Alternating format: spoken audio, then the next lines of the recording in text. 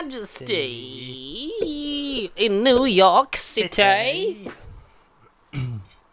Sorry, I'll just clear this out. New York City. We went to a city. Yeah. I mean, none of you may have heard of it. It's called London. No, that's not how you... London. London. Oh, he's London not Judge town. Judy and Executioner. London town. I love Hot Fuzz. I like Hot Fuzz. Can't be the Sheriff of London. London. Angel, don't go being a twat now.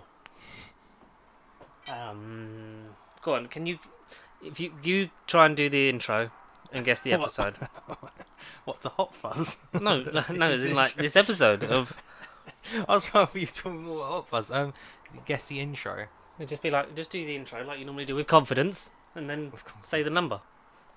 Right. So, guys, enough jibber jabber. We are on Nerd Bible podcast episode. It starts with a 2. Yeah. 316, give me a hell yeah. No alcohol. 360 no scope. No alcohol was required. My gut is saying 239. Don't know why. Wow. I don't know. Connor is calling from 20 Episodes weeks in the future. It's a 219. Nah, 216. But Oh fuck! Yes, I did get to 16. Right, shit. so, Damn you, Stone Cold. You bald bastard. wow. You talking to him or? Give me a you bet your sorry ass son. I'm talking to him. Wow. Don't worry, don't watch this. He's drinking too many Steve Wises to even give a damn. Yeah. son. I don't know.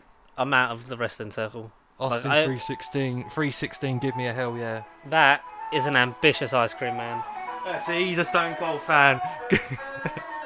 Oh, and he's a Wow, loud this is one. literally- This is the new Stone Cold entrance. Instead of the shattering glass, it's the ice. Do I have to talk over this in case it fucking... Yeah, oh my god. She's driven off at quite a pace and Yeah. playing the music really fast because it basically, hello everyone, it's pissing Yeah, down hi. with rain. So naturally, would you want to be selling ice? Would you want an ice cream in this weather? Would you want to build a snowman in this weather? No, Even though you not can't. at all. Winter's coming though. Mm. And speaking of winter coming, we'll get on to some more Game of Thrones world chat. Well, Ooh. chat. Ooh la la. We'll talk about that. We'll talk about maybe we've seen some movies. I mean, we probably haven't, but Yeah, no movies whatsoever in my hand. and shall we start What with BBC TV's big old House of Fun in the Sky? BBC One. BBC One, because we can talk about D23 next week Sure. because that's happening this weekend. Yes. So Yes. you know, because this will come out like as it starts. Oh my god, I can't believe they unveiled John Krasinski as Hyperion. And Henry as Cavill was the Mr. Invisible Fantastic Woman. all Oh. along. Henry Cavill was the Was- Invisible Woman. He was the Invisible Woman all along. Yeah, well, in DC's scenario too. It's the Superman's end. here. Superman's not there. Where is he? I was listening to because we're gonna ramble. Oh yeah, I forgot to say because you know we kind of have the intro. I'm Connor. No, I'm not Connor. You're Connor. Fuck. That's right. I'm George. That's it. I'm George. The merge is complete. Fucking, I'm so tired. I'm George, Oh, and I'm Eddie. and Connor's being Venom this week. And we are two heterosexual white men talking about pop culture on the internet because there's not enough of them. Sarcasm. In a week where we've got a new prime minister, let's try and use escapism and talk about things that we actually To like. the best of our ability. and try not to think about the impending living crisis. But guys, no. it's so. Did you see? I don't know if you're big on like reality TV or like daytime TV, I was back in the day. but there was a clip going around this week of. Are you familiar with This Morning? Yes. Yeah, Philip Schofield in Hollywood. Copyright, copy. Wow, I copy. didn't expect you to know the theme tune. I won't lie to you. I hear it every morning. I wake up at roughly probably 10 to 7 every morning because Ice Cream Woman's in the distance. believe it or not, that ice cream woman in the background is my mother, and she blares it out. she blares it out first thing in the morning, every morning. I mean, how do we not call this one Connor's Mum's an Ice Cream Woman? But So on the spot, they do their prize thing because a lot of daytime shows and radio they do like the prize thing, like call in on this radio station when this song Yeah. plays, or call in to answer this question to win a £20,000. Or so they do their big weird spinny wheel thing, and normally it's like different amounts of money. But one of their slots on it was energy bills. Oh, And yay! people were like, "What kind of Black Mirror dystopian future are we living in?" Where on daytime TV they're offering to pay, and the bloke landed on it, and they Yeah. said like, "Oh, we're going to pay your energy bills for 4 months," and that's like, Oh, nice "Oh, one. that's like, I mean, that's cool because Yeah, nice I one. mean, the energy bills and the living crisis at the minute, fucking hell. Fuck me. I mean, Yeah. it's going up by an average of £2,000 at least per household, so that's where are we going to get this extra money from? Because the amount of earning is still the same. So why are you raising prices? Well, not aiming. Well, not raising. Yeah. The actual wage. But it's weird that kind of shit. Like it's weird to actually see that kind of Black Mirror style shit where it's like, we'll pay your energy bills that you wanted on the television, and it's like, Great. that's some people would depend on that. Like Yeah. everyone's gonna want that shit now, and it's gonna be like, oh wow, this is. Next thing you know, it's going to be free car insurance by this morning, and Or like we'll pay for you to charge your Tesla for an hour. I don't know how electric cars work. But no. what I drive. was getting to was, Mr. Sunday Movies and Nick Mason were on a vacation for a month because Weekly totally Planet forgot. was off, and Long month. they did their bonus content from their big sandwich stuff, and that was cool to listen to. But then Monday, their new one came out. And I listened to that today, and it was like, this is great. And They're they back. basically they were talking about like basically like 2 days after we went like on vacation, like the Batgirl got cancelled, so they were catching up on all that kind of stuff. And it was just like some of the stuff they were saying, it was honestly, and so because they were 2 days later, Mason, we went and the Batgirl go and got bloody cancelled.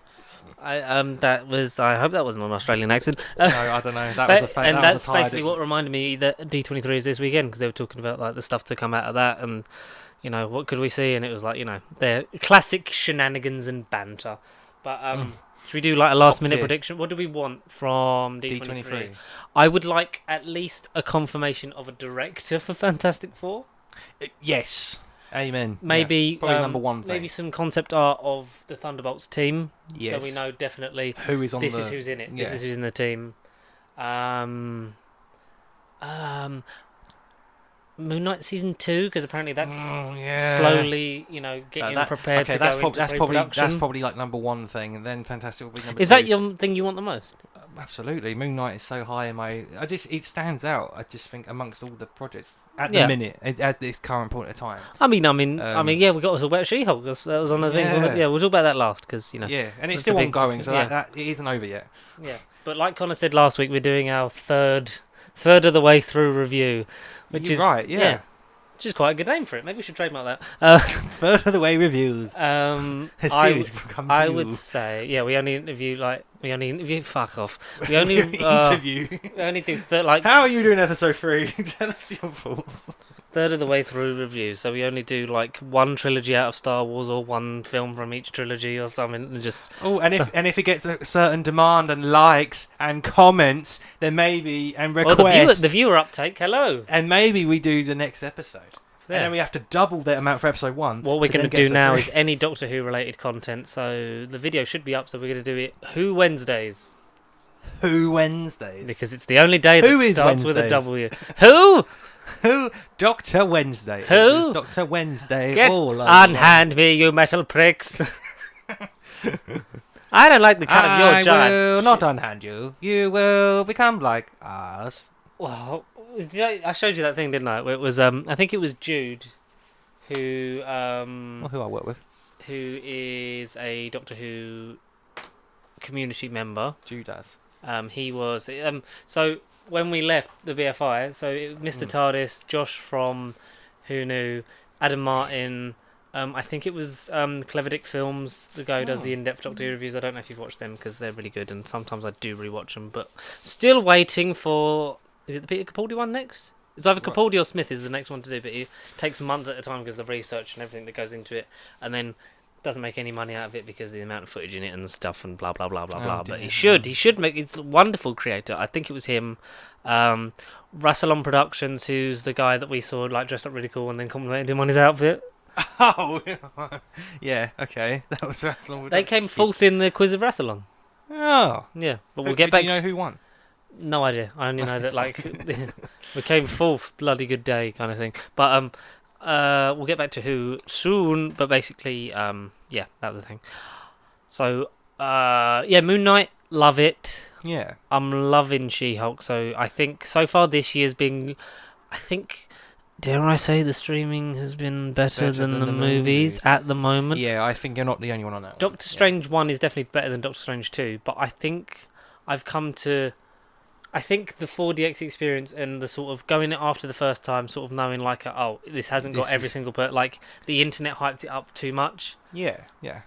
Like, which is understandable considering it went off right off the back of No Way Home, where there's no way you're not going to come see this movie. But originally, obviously, it was meant to be before it. So, like, COVID pandemic, because, you know, stuff has had to be rejiggled, because how would it... I really wish we could have seen it in its original lineup of what it would have been, because it would have been... It would have been Black Widow, Eternals...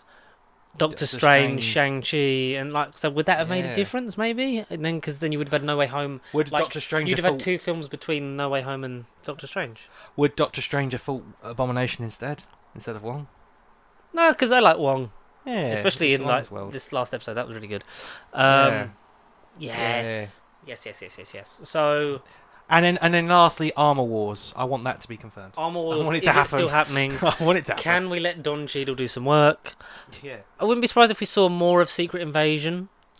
Got more of a feel for it, maybe an actual trailer that we get released onto the world. Yeah.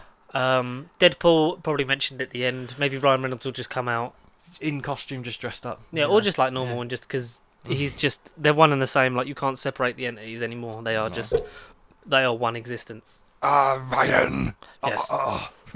Ryan, you will buy Wrexham Football Club. That's streaming. I forgot. Have you been watching that? Because you're not a big sporty guy. But I know Ted Lasso, and he got me into sports. So no, but I mean, he's not Ted Lasso. Can we just fucking soundbite that for the future? I know Ted Lasso. Ted Lasso got me into sports. Yes, amen to that. That's merch. Maybe, yeah, could be. Yeah, because the Welcome to Wrexham series on Disney Plus, it's 2 episodes a week. 2 episodes a week. 2 episodes a week. 3 and 4 already out? Yeah, so because obviously 1 and 2 dropped, so I thought it was just we'll drop 1 and 2 and then do 1 each week. And then on Thursday, 3 and 4 were out. Oh. So I think they're doing it like that because it's still. So how many are being made? I don't know. I think it's like 12 or something like that. But I know in America it's either finished or it's like it's been out for a few while. So maybe that's how they just catch up. You might get to a point where the last drop is the same time the last episode comes out. I don't know. Maybe. Right. But fair enough. I'm really enjoying it because I like the All or Nothing documentaries on Amazon. I don't know because I don't know as a football fan, nothing. So basically, what Amazon do is they do loads of they've done loads of it with American sport.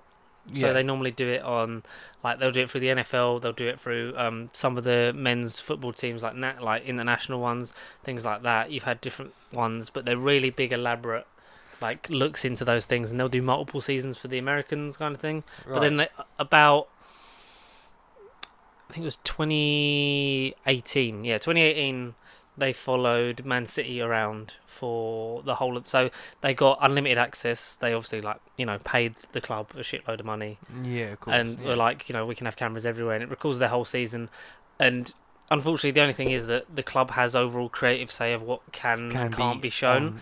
So there's a lot... Because there's some jumps in the series that are like... for example, they did in the Tottenham one, they had 2 episodes with their first manager, and then he famously went was going on a bit of a slope, had a big hullabaloo about being sacked, and then the new manager came in. But it kind of just it's like you have one whole episode with him, and then halfway through the second episode, and it's just gone. It's like a two you can tell that there's been some time passed, but it's whether they've done that to save themselves face or because they don't want Pochettino to look like he's done something wrong. It's that kind of thing, which is unfortunate because then kind of make it look the way you want to. Because the best thing about those is you get a real inside look into Premier League clubs which you haven't ever seen, and you see the good and the bad. Like you see the team talks when they're losing, like in all of them, like they're getting sworn out like by their managers and stuff like that, and even when they're like infighting amongst themselves, kind of things, and arguing. Yeah. But you see the good times and that. It's 8-9 episodes,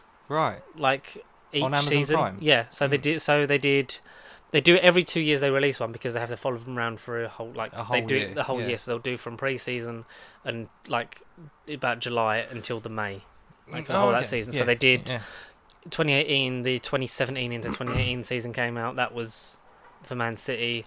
Then they did the 19 into 20 season for Spurs. So you saw the last 3-4 episodes. Even that, like with COVID, came into it, but that was still kind of that wasn't gone into, because that was interesting. Like for the first lockdown, it was like, how do you still have the players trained? So they're all on like Zoom calls and stuff, exercising in their gardens and things like that, and trying to keep up to match fit, because they were obviously the games were just all postponed, and then eventually came back after a while. And then they did Arsenal for the season just gone, 21 into 22, which was good. I think it would have been better if things had panned out differently, because it would have been like, because a lot of people like take the piss of like all or nothing. Well, obviously it's nothing because they didn't win anything. That's the only thing with that. But also it leaves you wanting more, because it gets to the end of the season and you're like, you'd love to see it carry, like you'd love to see every team get like 2 seasons. Yeah, so it right. kind of be like, so how do we do from that, and then like, well, we didn't do this, and then come back, and like, especially with Arsenal at the moment, like getting new players in and sort of looking a lot better than you were. It's kind of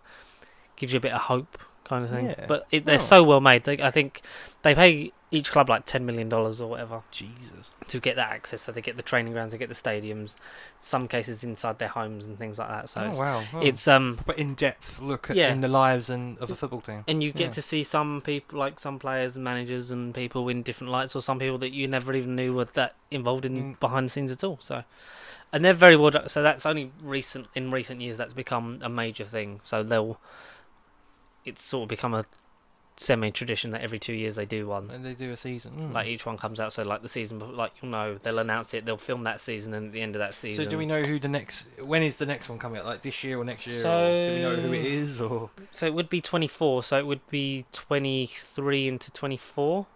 Right. Yeah, because so when did the last one come out? Like this year? This year, literally just August just gone. 8th of August it came out, and they do. And who was this one about? Arsenal was the last one, yeah. So they did Man City 2018 for the season before, 2020 for Spurs for the season before, and 2022 Arsenal for the season before. So assuming 2023, before that season starts, they'll say, like, they'll announce another team. They're looking at, you assume it would be all the big clubs, and then you'd eventually get to a point where everyone kind of has one. Wrexham in Series 17. Maybe stuff like that if they end up there. Because you've still got like Man United, Liverpool, Chelsea kind of things to go through. But there's rumours that because how does it get decided, or is it just I think it's just a negotiation thing, because I would think, especially now, you'd have the next one be Man United, because they're going through a similar rebuild thing that Arsenal are, because the clubs were massive in the 80s, 90s, early 2000s, and then have gone off the board because of new money that comes into the sport, like the investment of like the Saudi group in Man City, like Roman Abramovich when he bought Chelsea, so they become at the forefront. They kind of dropped down and hovered. Arsenal seem to be on their way, not back to the top, I won't say that, but I know that we are definitely for the first time in a long time looking a lot better and a lot more like a team, which is nice, because then I don't spend every weekend stressing that we're just going to fucking lose. That United are going for a similar thing, and I would assume that categorically that would be next. That would be next, yeah. But where also, like, you had Liverpool playing really well for the last couple of years, so you think that have they kind of missed the boat on that, because then you're going to get to a point where they'll have to get a new manager in, start rebuilding the team, and maybe like be on the way. Are they waiting for that? Chelsea are going through a similar thing, because they've just got a new owner, because their Russian owner sold the club because all the conflict going on with Ukraine, sold it, so they've now got a new owner, so a whole new infrastructure and things coming in. It's a new era for them. Could be them, but also there was a big takeover in Newcastle with a new Saudi group, and like they take, because their owner before that was shit, like just like didn't put any money into it, just was kind of like they were always hovering around the bottom and getting relegated and coming back up. But they've had new investment, and they're playing really well and sort of looking to, in the next 5 to 10 years, be challenging up for the top amongst the big boys. So that could be one, but we'll see. That's the kind of fun of it. Like I would pay to see any team do it. like from the top table all the way down to the bottom, which is what I really like about Welcome to Wrexham. Which I didn't know was. I circle. thought was a fictional team, and didn't know it was made up. And I didn't know the Welsh stadium that they play was like the largest, oldest stadium in the world or UK at least. The oldest in European football or Eu- world yeah. football, like the oldest is still in use. Yeah, exactly. Yeah, Because yeah, it's one in of the use. original structures. Because you got like some, I think, apart from one of the newer stands, like it's still very much the same like infrastructure. Didn't know none of that information going into it. I was like, bloody hell. It's great, and it's nice because you basically see like control at a whole level. Because these are people that are very rich. They see this as an opportunity, like they said, to get back to the top. They're just below. In the English Football League itself, so to get into League 2, League 1, League Championship, and then eventually the Premier League, that takes upwards of millions and millions of pounds, which is why Ryan Reynolds is part of it as well, because while I have TV money, he has movie star money and gin money and marble money and and superhero money. Yeah, superhero movie money. Yeah. So, and I'm really enjoying it because it also I love Always Sunny in Philadelphia. I love 90% of the movies that Ryan Reynolds is in. He is becoming a bit like Jim Carrey in the 90s in terms of action movies. He's just kind of playing the same thing. Yeah, right. Yeah, but the man's Deadpool, so I can forgive him his sins. Yeah. And it's nice to sort of see them, because it was weird because I never knew that they didn't know each other before they bought it. No, they'd only kind of spoken on Twitter a bit. I never would have put them together in anything. I never would have put them together, but then when you see them together, of course they would get on, because they're similar mindsets and sense of humour, but the fact that they met after they bought it was kind of an odd thing. But no, I'm enjoying it so far, and it's nice because obviously the players are all obviously part-time, because the money down there is not nearly as lucrative as it is and can be. And hopefully you'll see that team go up and up and up, and it's a real working class now. Wrexham, it looks like on the outside, on the way that some people talk about it, it's a shithole, but Wales itself is a beautiful country. It's just it's a country that's been a lot of those mining towns as well, shafted by the government, as most people are. So I hope welcome to the world. I hope that they rejuvenate it, and I hope they do bits of it. I bet that there's going to be a lot more tourism there, just to the fact that because people are going to go and see them. Just because Deadpool and Always Sunny in Philadelphia now, in my eyes especially, because I never heard of the place, never heard of the football club. I didn't know nothing. I put on the episode and thought, is this mockumentary? Is this The Office? Is this a Ted Lasso original? They made this team up and it's a pure fictional thing, and they've just put two of the funniest comedians in modern comedy going together. But then no, it's all real. It all did happen. I'm like, oh, fair enough. My interest has gone skyrocketing. Hopefully Wrexham's stock, should they, the two owners stay around for a while, they should go plummet right up. Hopefully, bring some happiness to a small, hard working class town. Yeah. But yeah, stuff like that. I love those kind of documentary things. They're great. I finished Light and Magic. Okay. Yes. Loved it. Loved it. It accelerated more into the modern day as it went on. So it went through Indiana Jones and things like that, and then it went into the prequels. And then you had stuff of you had briefly, I think it was over the last episode and a half or whatever, some of the stuff you had then Jon Favreau talking about making Iron Man, because Light and Magic did because I wanted a practical suit, but obviously CGI can do the bits that we can't actually build for Iron Man, things like that. And then got into the modern day, and basically it ends with George Lucas being invited to the set of The Mandalorian. Oh. And he basically, so when they end with the volume, he went McClunky. No, and he basically went it was because Kathleen Kennedy, obviously known him a long time, worked with him a long time, said it's weird because he came in and it was I've been telling you guys for since the 70s that this is what we needed. Yeah, you finally have this kind of studio space, and the technology's finally caught up with his ideas, because he was always a visionary, and it's what they have done in terms of the sequel trilogy and what where technology could go, kind of thing. Bearing in mind, really before George got to where he was now, he was always, some would say tampering, some would say proving a point, some would say sticking his finger in his own property, which, fair enough, he did own it in the form of the re-releases over the years, but that's a whole other topic. They go into them as well. They briefly go into of course. They briefly go into them in the 90s, when obviously it goes digital and stuff. Yeah, they have to. They talk about, even when the episode when they cover him making stars, you always said this was only a percentage of the vision, because if he had all the money, he would have done it exactly his way. Yeah, and that's what the re-releases are. But whether or not R2D2 needs to hide behind a rock, but they briefly go into that. Exactly. Yeah. So please give documentaries a go at the Yeah. moment, because that's, Oh, you know... Amazon Prime, definitely a place I need to check out more. Yeah, and obviously Light and Magic and Welcome to Wrexham on Disney+. Should we talk about the Doctor Who world now? Yes. For So- how long So will it be the last time? we'll touch on the BFI, madam, in a minute, because I wanted to tell you, Yeah. Connor, Yeah, all we right, what's have up? we have a new director. Oh, for the channel, for our production. Yeah. So the third director of the third special for the 60th. Oh shit. So we've yeah. got Rachel Talali, presumably Right. doing the first one. Uh-huh. We have... Yes. It was Go on. Chanya Button. That was the one we said about with the clipperboard before. Yeah. Oh, okay. talked Yeah. about them. Yeah. I Um, remember that. the third director has been revealed to be Ryan Johnson. Tom Kingsley, who you will know I thought from... I'd say who? Have you watched the BBC comedy series Ghosts? I know it, but I haven't.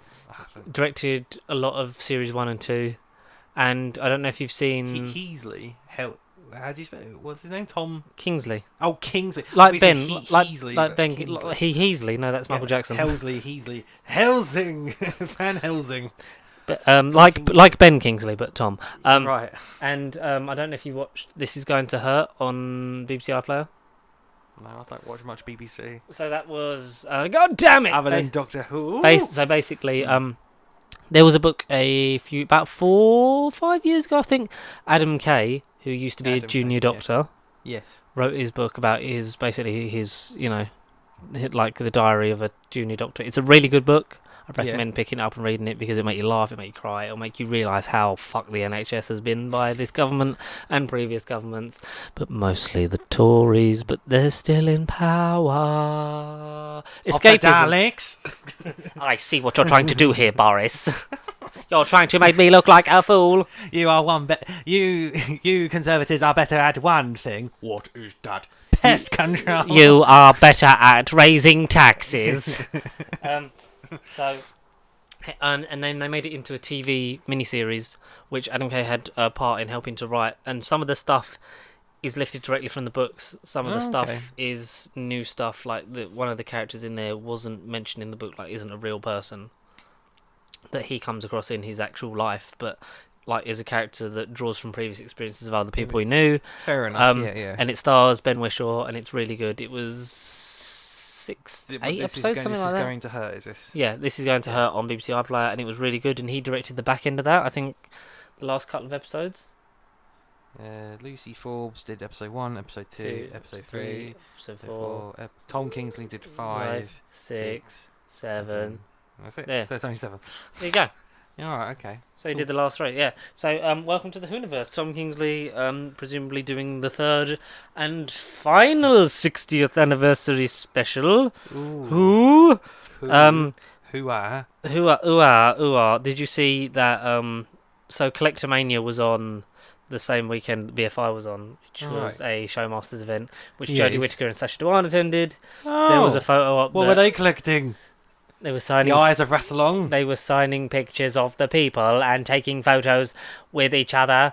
And Sacha Dhawan put one up and said, "We are the best of enemies. We are the masters. We are the masters of Earth." I see what you're trying to do here, James.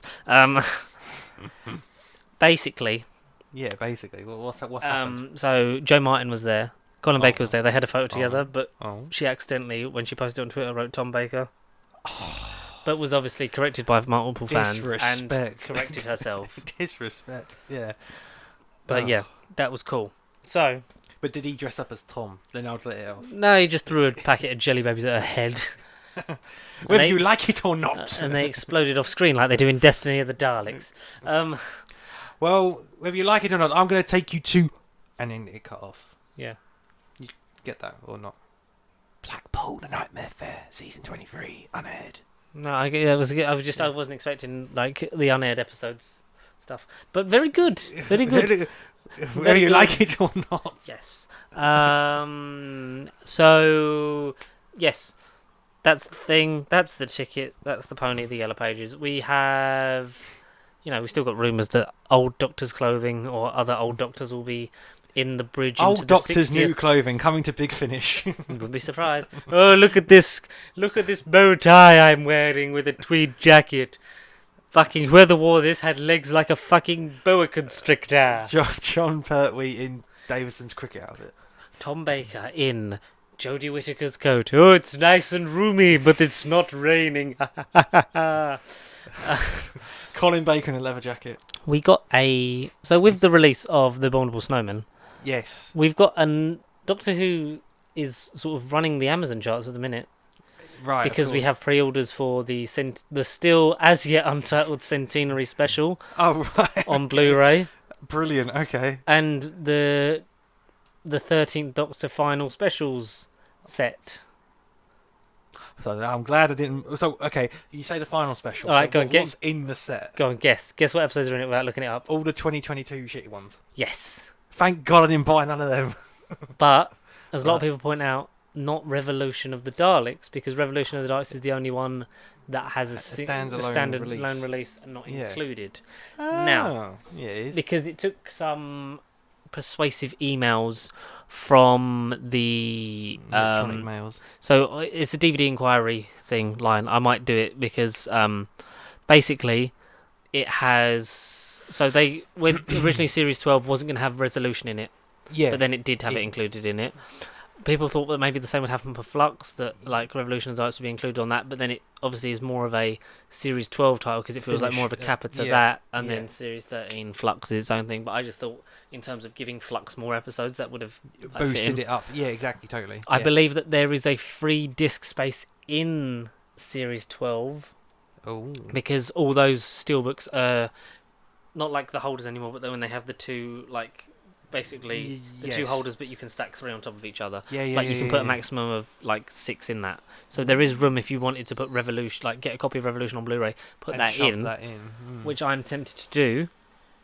But then it's just annoying because then you don't have like the list of special features and it's not included in the booklet of episodes that are included on it. So I just drive my OCD It's a bit incomplete. Yeah. So I was wondering whether so with Time of the Doctor, you had Time of the Doctor plus, I don't know if you got this because obviously have you got the box sets of that or not?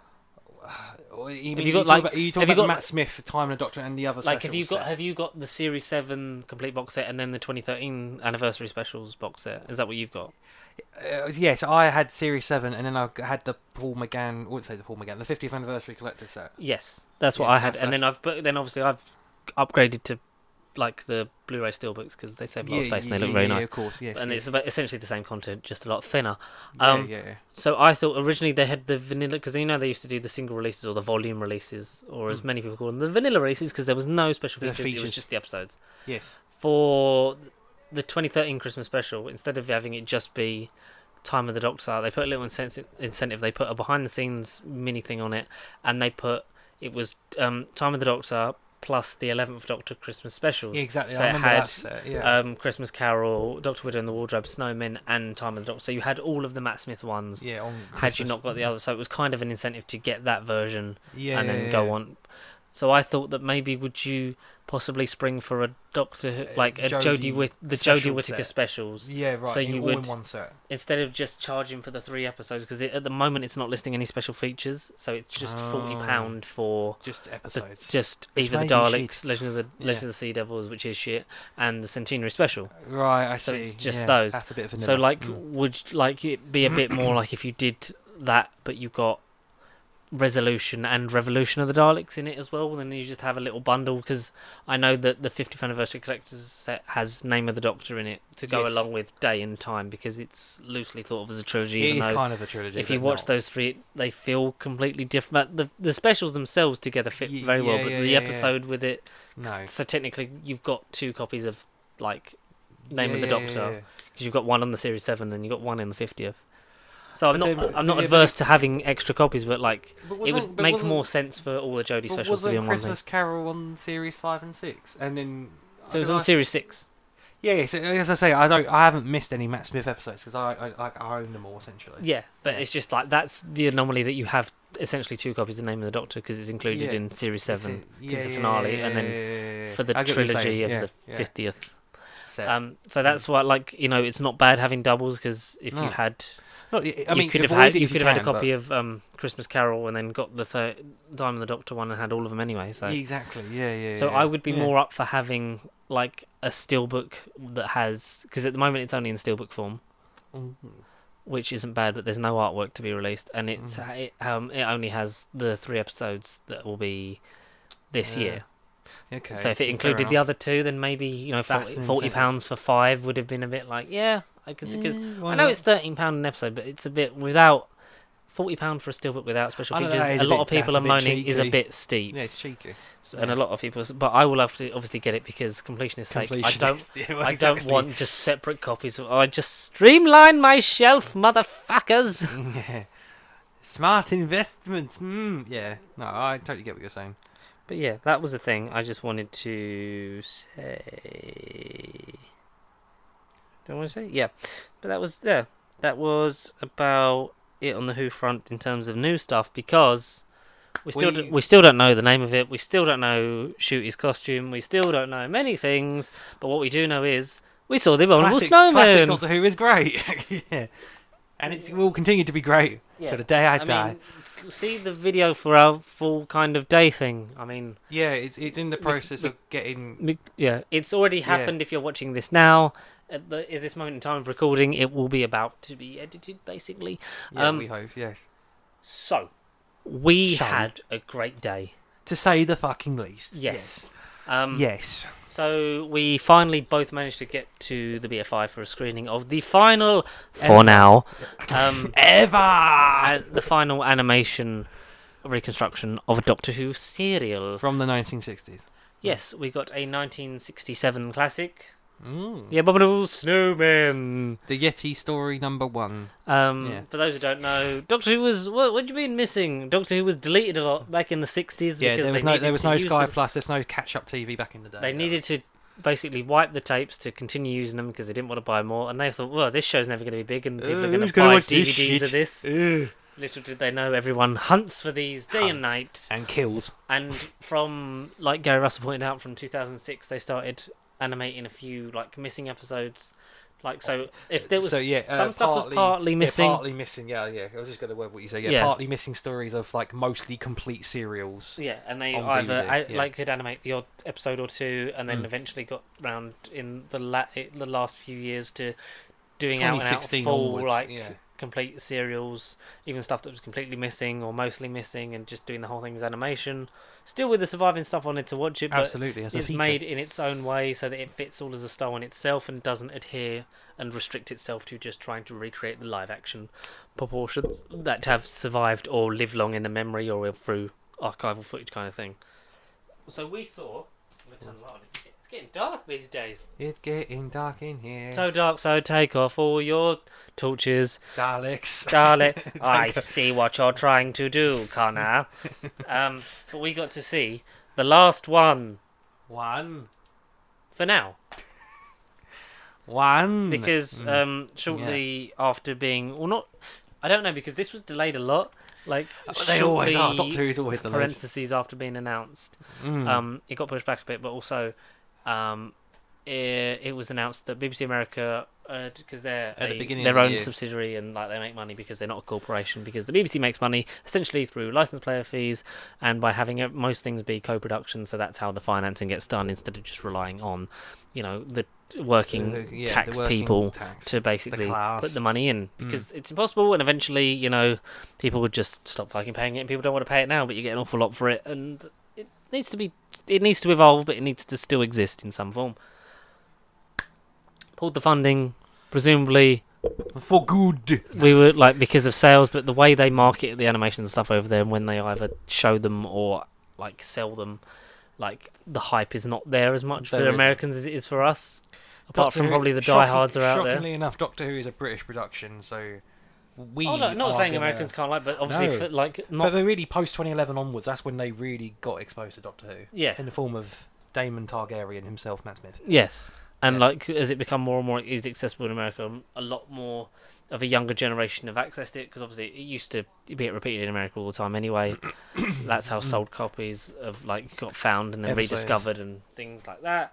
So they announced that Abominable Snowman would be the last. We got a bit of confirmation on that from Gary Russell when we Who was managed. there? Yeah, we managed to speak.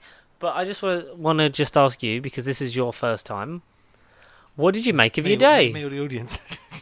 How was the BFI for you? Yes. How was How was your day?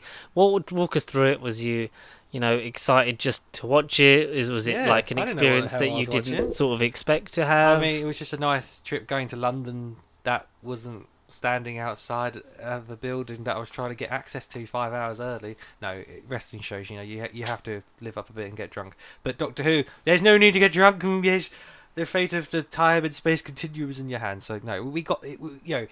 Doors were open a lot earlier, so we got up there within an appropriate time. We even surpassed expectations really, and Yeah, we got we there had a lot about an hour to spare. Yeah. So it was quite nice. Did you expect a lot going in? Because I know we've sort of done this on the video, but just for those that haven't or don't watch it. Expect going in. Oh, it was just walking in the presence of, I suppose, like, I know Just a community kind movie. of thing. I know movie premieres are more like Leicester Square and fancy cinema, but the BFI is still an event. It isn't just a British London cinema. It is pretty much special events, and to know that historical things probably have happened in those halls and in those exhibitional venues and halls and stuff. It felt a bit upper class, and I felt like we as film connoisseurs, like pun intended with my name in connoisseur, it just felt a bit like, oh, this is now sort of taken up a notch more. I'm being a bit more serious now because I finally sort of stepped into these halls, and it was just a bit. It felt like I went to a fancy Cineworld in London, without comparing it to your local Cineworld, because it isn't. But it just, it was just nice. Everyone was friendly. You had a mini Comic Con convention where you had Whovians, dedicated Whovians dress up in the form of Troughton and the Yeti and Troughton in a fur coat, and it felt like you wouldn't get that at least at my local Cineworld. So it was just nice to just be somewhere which was without being full nerd Comic Con or even British Comic Con, but be at that next level, the next tier. The audience being reactive and us all laughing, booing, spitting, throwing Spitting? up. What is this animation? No, that would have been us at Web of Fear. Wow. Shots fired. We could say what we want. No more coming.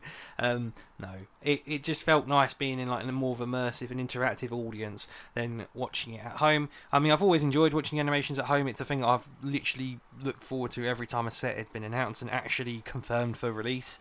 But it was fitting that the last experience for now with these animations was arguably the best way to watch it for me. And just it just felt like an event more so because again the last ever animation for now, again there was only one seat next to George that was not booked. We looked everywhere and every seat was basically sold out. It was nice and full. It was a good atmosphere. It was a big old it was a big old it just felt reception. Like an event. Yeah, It felt like an event. It wouldn't just feel like another film, another showing. It felt like being part of something, and it was oh, I could do this more often. Although they said what the next few, the next few shows will be stuff that I could watch at home right now, but I feel like I could save it if we were fortunate enough to get tickets to go to these events. Then I know I would much relish watching it in that kind of environment again. So we did 3 episodes. Yeah, had a break. You had a bit of an interactive stuff at the start. Yeah. From Justin and Dick, they had a bit of a quiz thing about Abominable Snowman itself. Then gave away some Abominable Snowman related prizes. Neither of us knew the answer, so good luck. No idea, not a chance. Of knowing.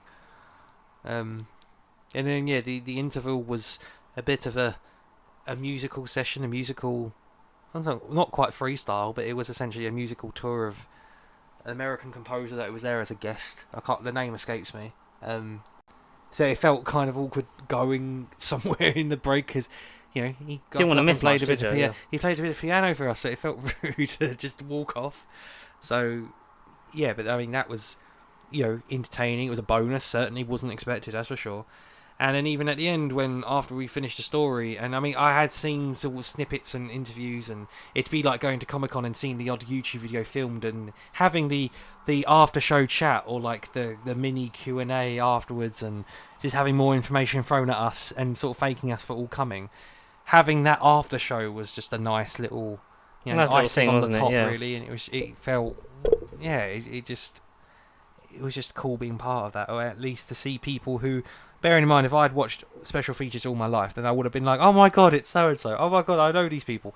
But I know that one day they should and will come back. Wow, it's pissing down. Just like the rain.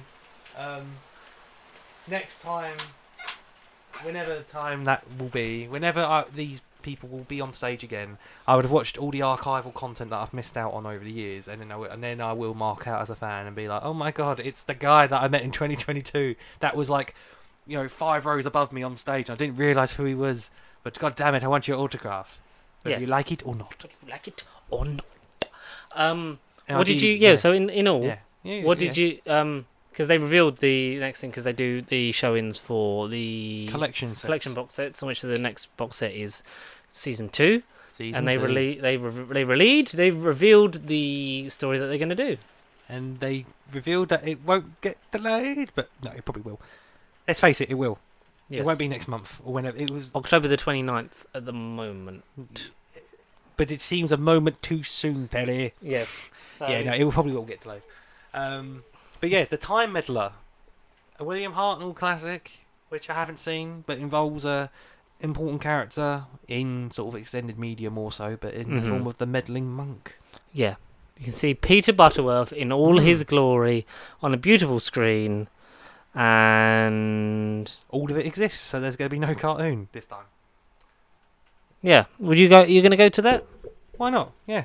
I haven't seen it, so it's one that I haven't watched. I felt it honestly would have been Dalek Invasion of Earth, or even the Web Planet. I think that, I don't know, those two would have stuck out. Or heck, if they were bold enough to show off the Crusade, but no, they wouldn't have. But no, Time Meddler.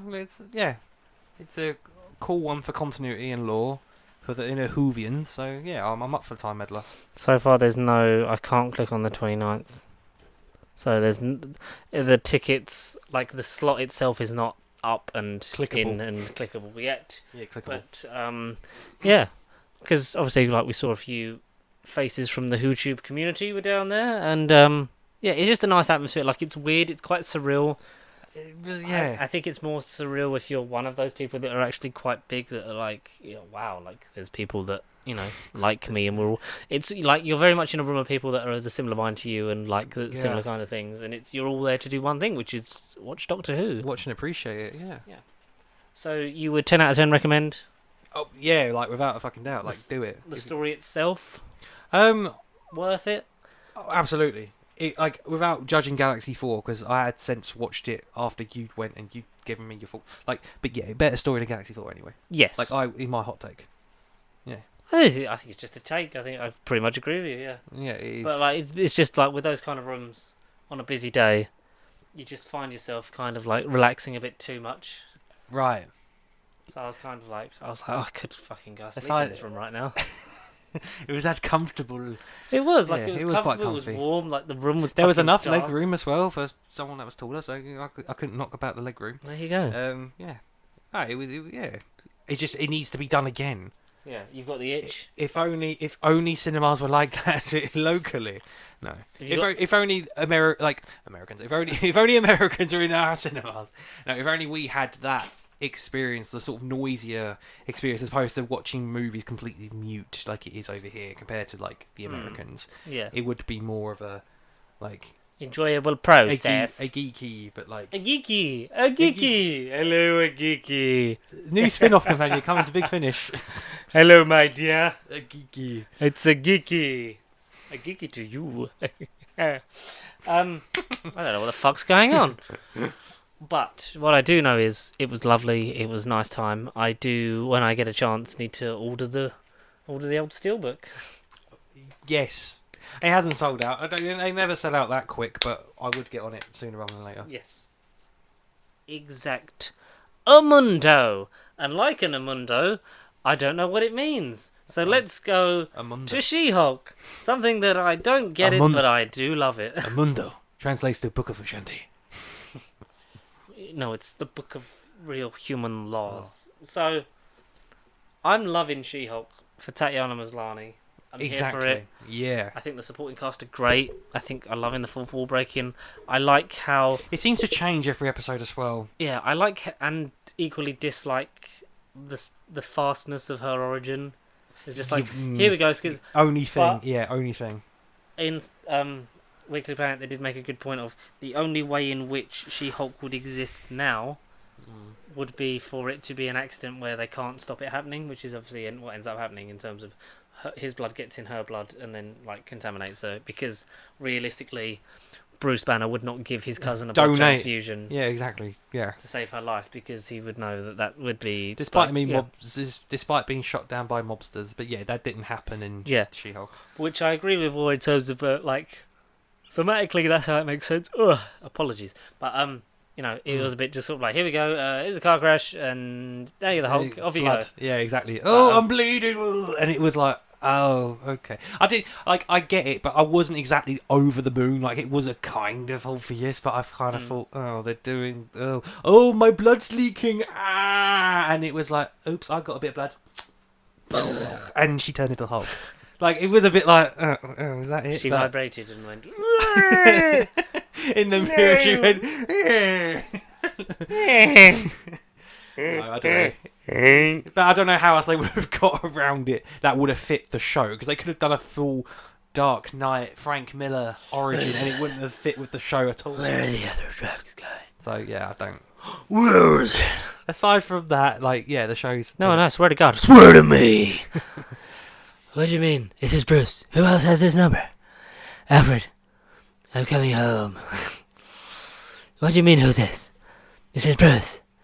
Who else has this number? Oh, God. College humour. Back in the day, great. Now, college wasn't. Not so great. Just like college in general. Just like the college generals. That's what I'm gonna do to you.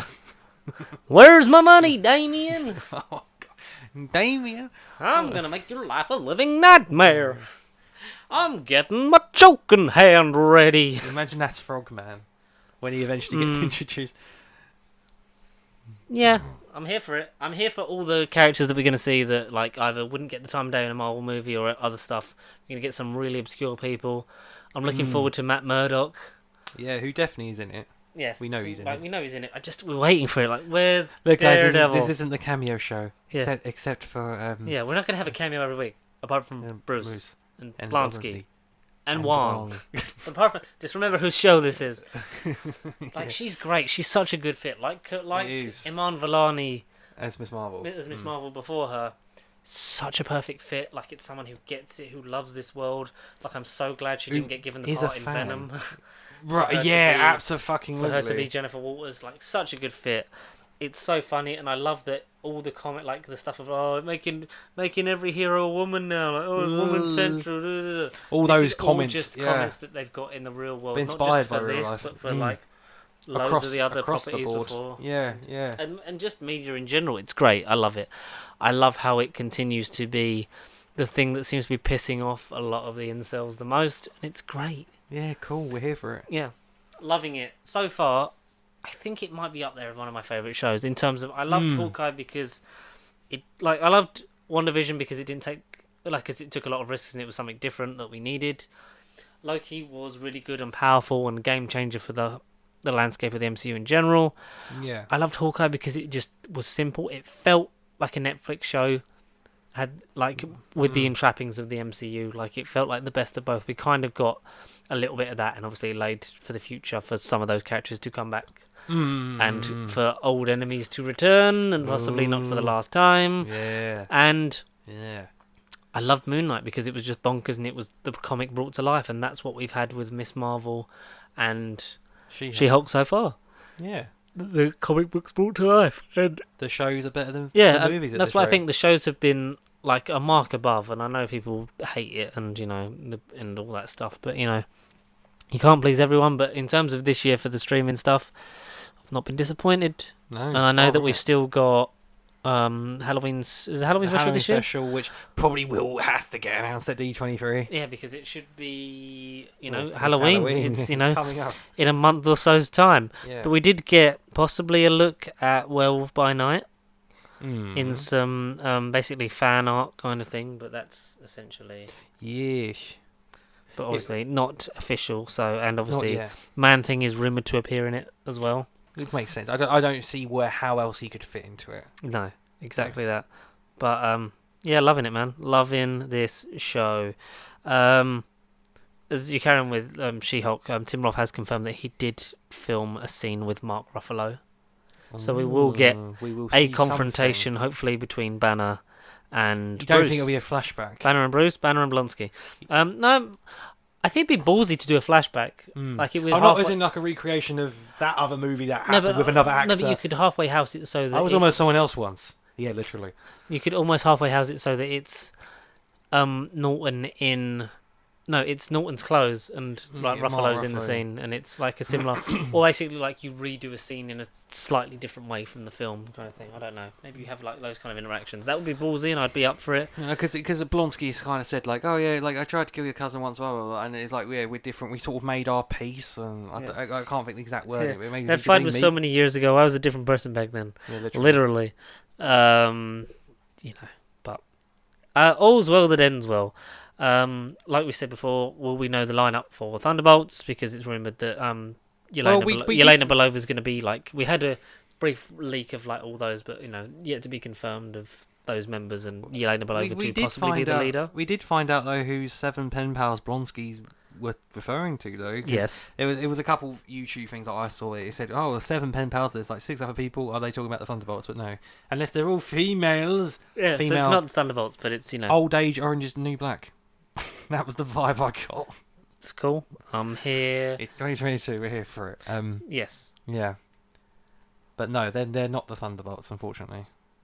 Where was the rumoured castings of the rumour that Marvel Studios has signed on these actors for Phase 5 and beyond: John Boyega, Henry Cavill, Jodie Comer, Daisy Edgar-Jones, John Krasinski, Giancarlo Esposito, and Denzel Washington. Shall we play a game of who should Who's we who? cast?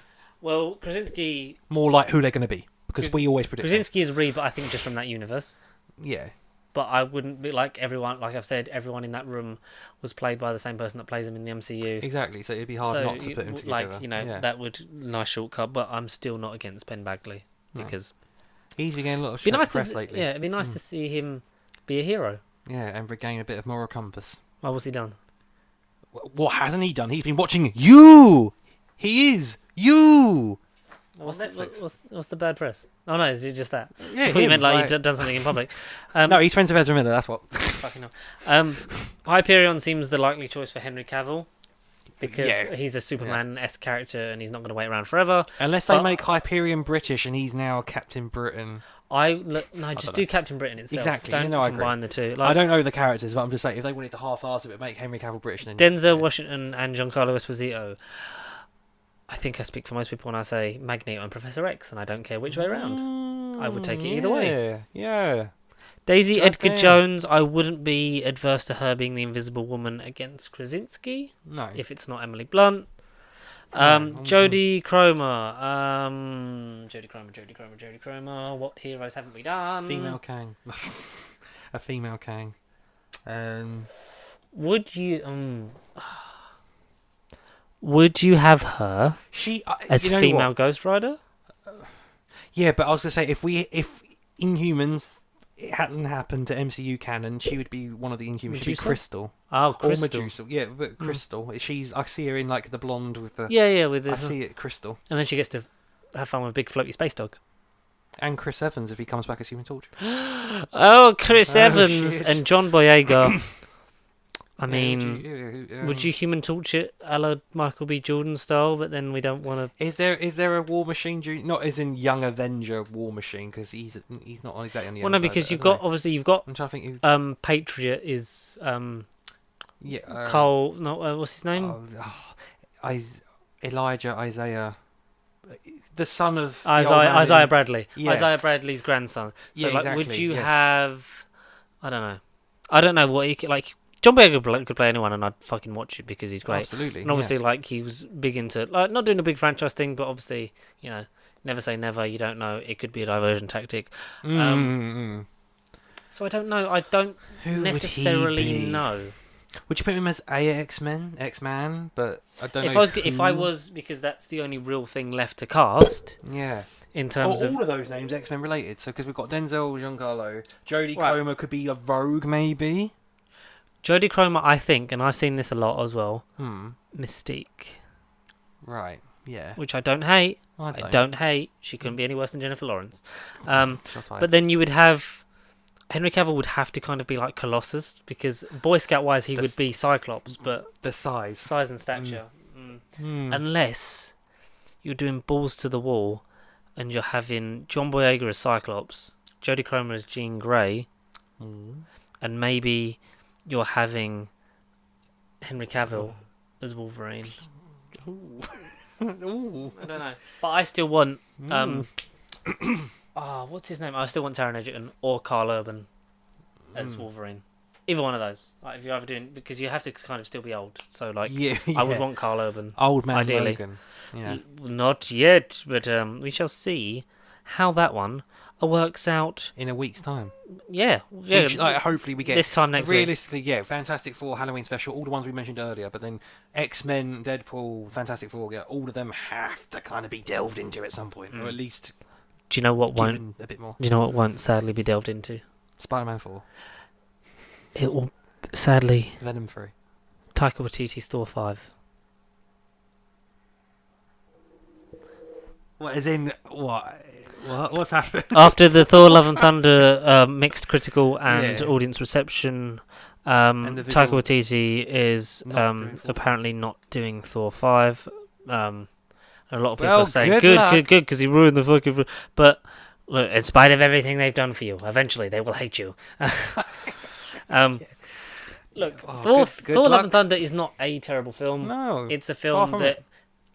when you look at it after some of the video essays I've seen, does seem like the Batman and Robin of this franchise. But it's enjoyable, it's fun, it's a serviceable movie. I enjoy it. I don't want to go as far more as than a lot of the- inconsequential enough, but Yeah, but very inconsequential in terms of the fact that it is one of the few Phase 4 things where it's just, this It is what's happened. this. Yeah, like, it you don't happened. have to focus on the overall arcing story, which is why that and Shang-Chi, like, I do enjoy. I probably enjoy it on the face of it more because I've just got to rewatch it more. Multiverse of Madness, because I had a better experience with that, and the scope and the visuals and the horror elements. the horror elements, and the fact that I just had a bit more fun with it. Obviously, when in a couple of days' time when I get to rewatch Thor: Love and Thunder, might be different. But Yeah, exactly. Yeah. until then, we won't really know. But yeah, it's a shame. But I will also I don't ever want a director to sort of outstay themselves. And if he's not fit, because he said he would do it if Chris Hemsworth's doing it. This has still not been confirmed either way. Of course. It's Well, not been yeah. confirmed. One is it's rumored to be in very early development, but there's no official confirmation of it, No. and no confirmation of whether Chris Hemsworth and Taika Waititi would return or not return. So we've not taken it with a pinch of salt. It's not set in stone one way or the other. But maybe you get back to a more... Because a lot of people moan that, yes, it cut the Deadwood and made it more appreciative for a general audience, but in terms of the character Thor, you've lost a lot of... Definitely, I feel that in between medieval Ragnarok, Vikings- yeah, you- Ragnarok and definitely complete not I quite think you need 180. a balance of Ragnarok and the first Kenneth two. Branagh, yeah. Yeah. Mm. And you tried to get that back a bit more in Love and Thunder, but it was just, there was a lot of silliness and a lot of jokes, which Goofiness. still play it and it's okay. It's MCU worthy, so Yeah. it's MCU has a baseline level of quality of the films that they make, and Exactly. it's not a bad thing. It'll piss off Martin Scorsese and real Ah, critics and fucking- connoisseurs, but Fuck the prick. It'll piss off Leonardo DiCaprio because he'll just dump his girlfriend as soon as she turns 25. Have you seen all those memes? All those things about, we're officially too old for Leonardo DiCaprio. In a different world, he would have been in the MCU in some capacity. In the 90s, he would have been Cyclops. Are you on about Martin Scorsese? No, Leonardo. I said Leonardo. I literally said Leonardo DiCaprio. Oh, okay, I heard that. I had Scorsese in my head. Scorsese with sunglasses, taking them off, and he instead of lasers, it's the rage of the fire. The fucking He reviews. has instead of the MCU in the future. He looks up at his love, Jean Grey, played by, I can't think of a female actress who collaborated a lot in his fucking movies because he's done too many. Some woman. He looks at his Phoenix love, but instead of the laser that comes out of his eyes, it's all the negativity for the future. It's everything I hate. Everything, everywhere, all at once in the future. You know that's on Amazon Prime. And it's exclusive, and it needs to be rewatched. Yeah, no, I didn't know that. I found it when I watched Rings of Power, but I need to watch it. I'm now up to 23 films. 23. Yes. Mm. So far. All right. Really? It's shit. But fun shit. I couldn't help but laugh at it. It's funny, but in ways you're like, oh, that's yeah. There's a big It's gap stupid between. as hell. There's a big gap between in terms of quality between that No, one and that I'm one. sorry. Put the bubble at Me Time deserves more love than a bubble. Bubbles go pop. Me Time. We all need a bit of me time. Bubbles go pop. We're not 5 years old. Swap them around. All right, I dare do you. you know what? I'm just gonna put. I'm just gonna put the bubble underneath it because unfortunately I still had more fun with Cheaper by the Dozen, and I never thought I'd say that. No, okay. So let's see. Now that rage is gone. That I haven't seen. I can't remember the rest. What is new since last time? So really? that one's new. So you've seen? Yeah, because it's been on for a few days. It's been on since last well, weekend. okay, I know you said you were on it, but you've watched it. Okay, cool. I need to finish Samaritan and finalise where that's going because that was originally I was putting that sort of around there. Yeah. Okay. So okay. A lot of streaming stuff, but it allows me to fill up my list. Yeah. And now stuff's coming on streaming that I can get see in the cinema. So hopefully, if Uncharted comes on, then I'll watch that as well. Because that's definitely going to be mid fucking tier, but slap bang average. Yeah. More or less, and it just Yeah. isn't the games. So that expectation aside, have fun with it. Yeah. Spider-Man without the costume. That's the movie. Yay. That's what I should Yeah. have called it. Spider-Man without the suit. Spider-Man, the more penis bits. Peter Parker. Peter Drake. Peter. No, his name's not Peter. Ah, fuck. I mean, technically, I could add a movie from last year that was more fun because I did see the more fun. You've seen the more fun stuff edition of Spider-Man. and it is pretty much what it is. It's not an extended. It's not a director's cut. It's not anything. It's It just is 11 the more minutes. Fun stuff. But in the beginning of the movie, in the first sort of act, there is some really nice scenes that why the fuck did they take out?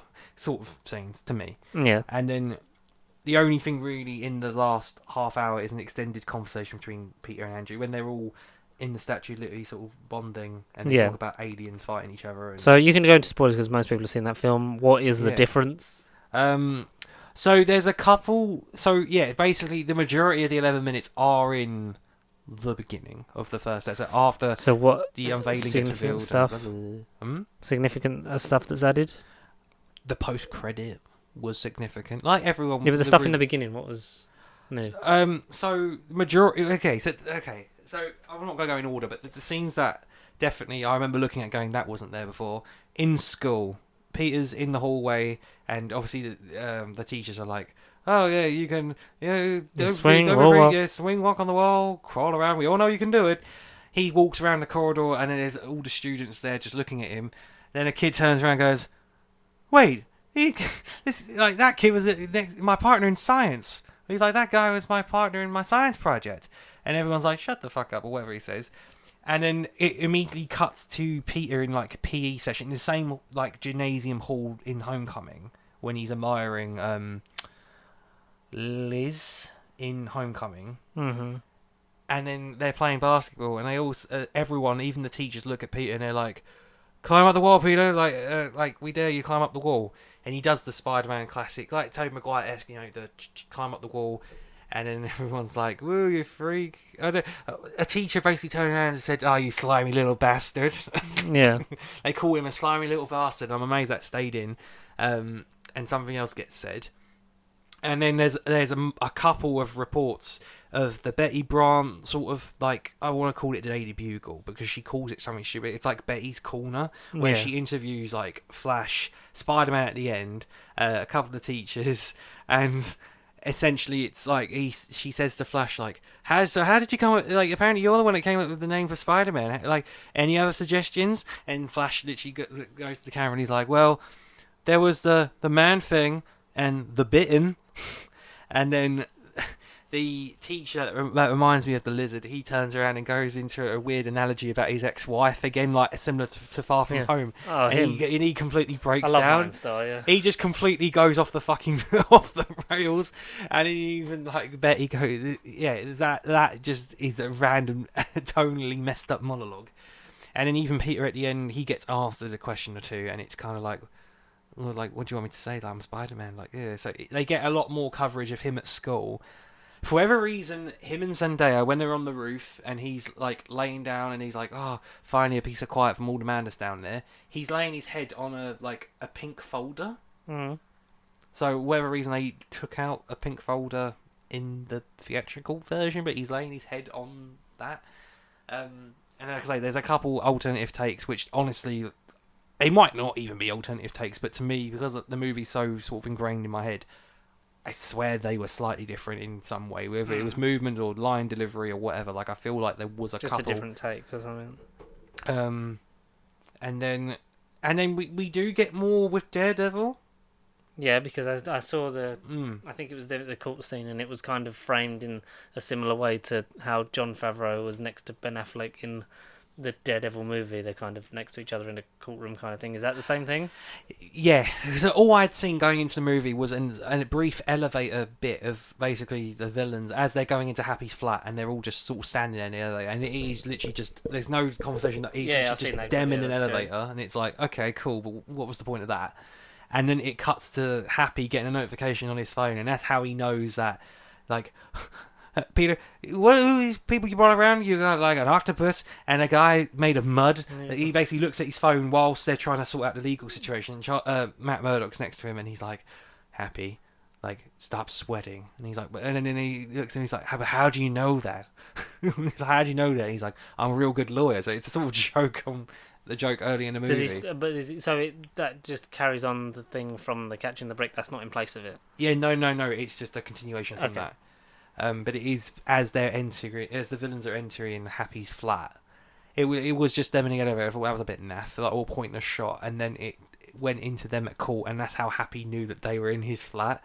And again, it was only like 20 seconds, but that was, you know, at least like laughable. Yeah. And Charlie Cox had more screen time technically.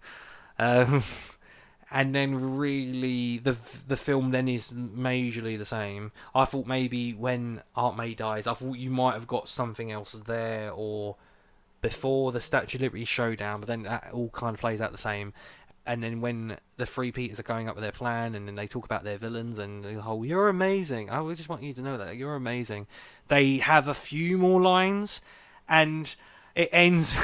The funniest bit of it, though, this extended version, was when they're talking about Toby's organic webs and like where else does it come out of? And he's like, no. He's like, Yeah, I don't think it. Like, don't do breathing. Like, I don't think it. So Something else gets said. Like, you know, just so you're not like web. I want to see the like, holes. oh, web. Yeah, exactly. I just want to see the holes, and that got the best reaction.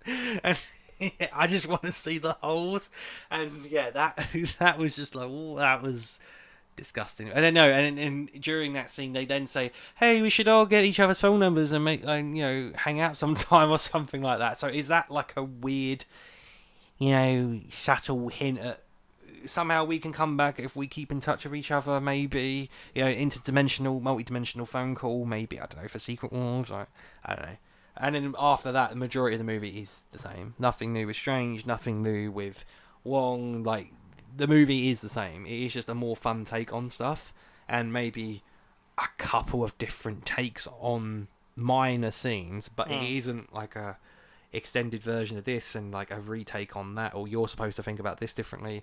And then the only other thing is the post-credit, where it does kind of explain a bit more as to how the Peter spell works. Yeah. So go for it. So It's not Marty McFly being erased from time. It's not him in photographs being like removed.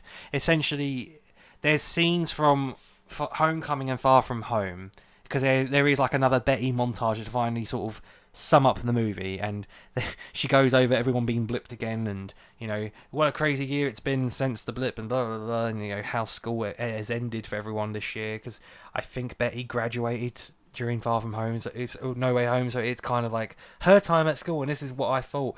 But then there's random shots of, again, scenes from Homecoming and Far From Home where Peter is there. We see the back of Tom Holland's head, and it's definitely him. It's not photoshopped or anything. But like in the movie, Ned and the three of them turn around and have a photo, or it's a random scene where they get photographed. But the photo is like Ned and Zendaya looking at the camera, and Tom Holland's still like got his back to the camera. Or when they're in Venice, they're on the school trip, and he's got his arms around Ned and MJ. I was gonna say Ned and Zendaya. But then there's a seagull in cover of Peter's face. So when the school photo is taken, you can't see his face. Like, he's still there, realistically. But then it's just how they blank out and no one remembers him. Yeah. And then the spell must be the effect of, if someone was to look at it and be like, they wouldn't know it's Peter, yeah. Or even go, oh, who is that guy? I don't think that must be the answer. Because unless, maybe in Spider-Man 4, unless they're all rumoured to be in it, like maybe Zendaya will look at, like, school memorabilia and this time at Venice, and then it'll be like, oh my god, that guy had a really cute sweatshirt, and then she'll take another double glance and be like, who is this guy? But maybe that's how the spell is. Maybe everyone in the world must, if they were to ever get any evidence of Peter, they won't even think twice about it. They won't even go, oh, it's an error, delete. They will just ignore it, perhaps. So he does still exist. He's out there. He's a person. They obviously know Spider-Man, but they don't know Peter. But he's still very much in the universe and in the timeline, so the door is open for Tom Holland to maybe step back, but maybe rather than even do the whole, hey, like, hi everyone, like, I was in a memory spell, you all met me years ago, and like basically explain it, they will just make out that they had never met him. Yeah. And that's a way for them to maybe pull him, but also to give us the secret identity thing back, which, that's the whole point of Spider-Man, and that's, how you don't Tony Stark him, but that's cool. So a nice little look at a film that we've already seen, but from a certain point of view. Yeah. So, but then it also sort of gives clues as to why Wong must remember him, because he even jokes around in the latest episode, going back to She-Hulk, he literally says, oh, memory spells, they're a bit messy. Not doing that again. Not doing that again. So he obviously does remember, even though he wasn't involved in the movie, because he was like, leave me out of this. Yeah. He obviously does know about the movie. Oh. He knows what happened, and obviously he does I saw that him. movie. I was in it. I was in it. But I did not see that movie. I did see the house that movie paid for. Michael Caine talking about Jaws the Revenge. That's cool. So that just about wraps it for this week, because we've got just D23 next week, so there'll be more on that. In another couple of weeks' time, we'll be talking about episode 4, 5, and 6 of She-Hulk. And then we'll do that one more time, and then sort of have a big roundup of the longest MCU show since WandaVision. Yeah, aside from WandaVision, yeah. It's concurrently the same episodes, yeah. So we shall see then. But until then, you can get in contact with us at Paste across Facebook, Twitter, Instagram, and TikTok in some capacity. Thanks for the increase in viewership. We're on the way. It gives us motivation in life and momentum. Makes our hearts sing. If you want to send Lost Doctor Who episodes, so keep it up, people. And if you want to send an electronic mail, then send it us, everyone, and/or to nerdbiblecontact@gmail.com. And until then, we shall see you next time. Thank you for watching, listening, and absorbing this podcast in any way possible. And Connor wanted to leave us with the Joker's real name. Is it James? My name is Jeff. No, I did have the article literally as I walked up here. I will find it very quickly. It's based on Flashpoint Beyond issue 5. So not. My name's Joker. Joker Skywalker. Oh God! Is that what it is? Joker Skywalker. 3 hours ago, One of the bigger mysteries in the DC universe has finally been revealed. Well, until it's non-canon. Joker is Batman's greatest enemy and one of the most popular villains in pop culture history. I am the greatest enemy of the Batman. However, the latest issue of Flashpoint Beyond may have given fans their most definitive confirmation of Joker's real name yet. His name is Aegon Targaryen. You must protect him, Ned. What is it? It's a what? What is it? Jack Oswald White. Oh. So your great cousin, you've been lying all along. He was a white and I knew it. It was Agatha Roller who's been throwing mentally ill people at Batman. It was Joker all along. But then this article goes to say Jack is the same name as Jack Nicholson's Joker in the 89 film. Is it a way of doing Jack Napier without having to pay Jack Nicholson? But then it's a woman. Because the Flashpoint storyline is Martha Wayne be the Joker, and then this must be... Because there's a version where Bruce dies instead of the parents, and Thomas Wayne becomes Batman. Angry Batman. Martha Wayne becomes Joker. Mm. Comics are weird! They're odd to say at the least. Well, on that cliffhanger...